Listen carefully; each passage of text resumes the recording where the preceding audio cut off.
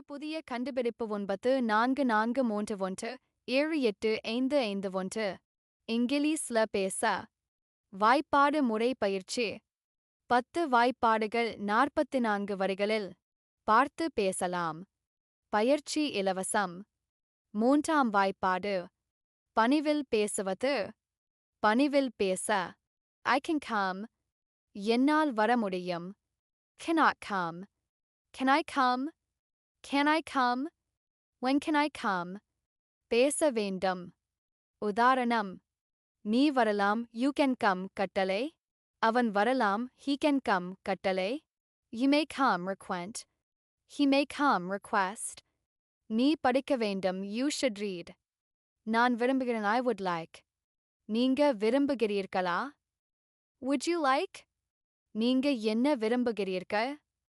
What would you like? இத்துடன் 3ஆம் வாய்ப்பாடு முடிகிறது.